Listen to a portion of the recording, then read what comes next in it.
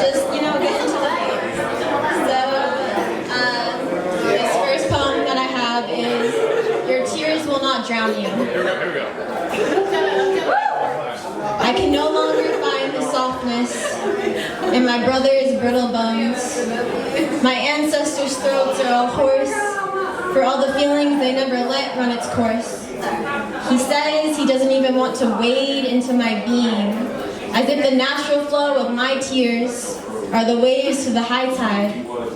I was designed to cry and to bleed out, but when I do that to you, I am as weak as if I were down on my knees, and how dare you mock me?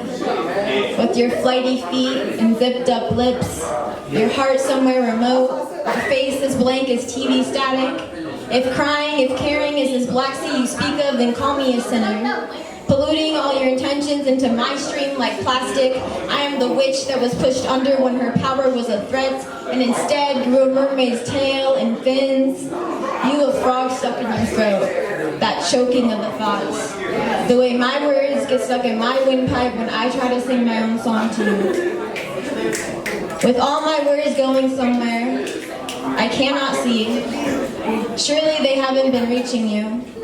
Conch to my ears, all it does is whisper back my fears. Your emotions are a muddy creek while I am the entire ocean. It's getting harder to speak with all this tainted water filling up my lungs, afraid of being topped over and under like the salt water of the turbulent waves. You pushed me in, time and time again, under that violent current, forced me to trust in my own ability to rise above the surface, work my hardest to string all the dark, twisted thoughts out of me like a fish on a hook. But I refuse to remain in suspension, waiting for you to see all the ways your harshness made me more gentle. No, your aloofness couldn't turn me into rigid rocks on a beach that was meant for something as pure as sand. All the ways you casted my love aside. The answer is yes, I am the high tide.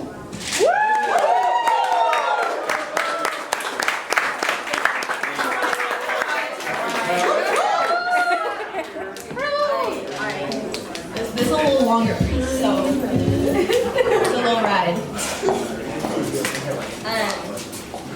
Okay, so this piece is called "The Darkness I Found Amongst the Light." Every nightmare I have starts out as a dream. At first, I always seem to find myself cradling and craving the ocean blue. If I could have a beach day every day, I would, but it wouldn't look like yours. No raunchy romance novel tucked under a banana boat, white claws clinking together in the tote like lobsters in a tank. You would not find me basking my pale skin in the sun. My skin will find the sun organically as it is meant to, without summoning or pleading, the island girl in me coming through like a medium.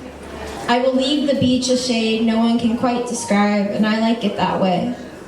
I will not be tangled up in some boy's arms like a ship who has strayed far too away from shore.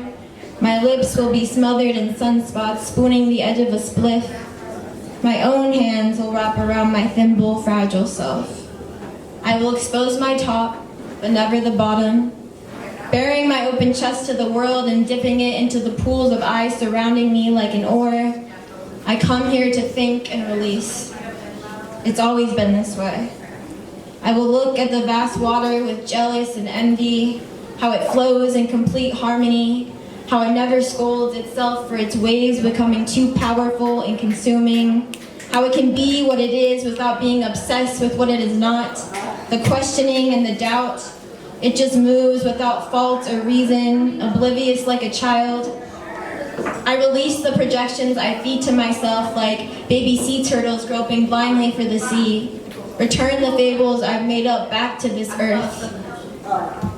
I've been running to the shore to whisper my explorations of sin and debauchery, my incantations like confession, communion, go for a quick baptismal dip in the shallow neck, creep in and emerge from the underbelly, a new beast like a captive alligator, renewal.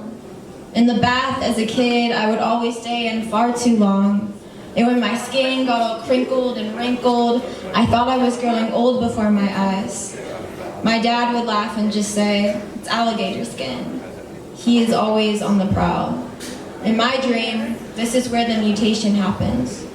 A new dawn turns dark. The sun will start to go down, down. My skin will grow far too cold and impatient. I will pack up my mind and spirit, double checking I have not forgotten anything before I make the long journey back home. That's when he always finds me. And I think, I knew I was forgetting something. And he will say, "How could you forget about me?" And I will say, I have in many ways, like I can no longer recall once I wake what my father looks like. I mean, I know the basics, right? The color of the hair and the eyes, that starchy ghost white skin. I cannot take you with me. So I start running, bare feet, my tiny toes hitting the pavement like a beluga's body meeting the water. I dive up for air once more. I run and you chase me. I try to make myself small so that you can't see me, but you seem to always be doing that on your own. Besides, this was to be my dream away from home. My family house never been no safe house.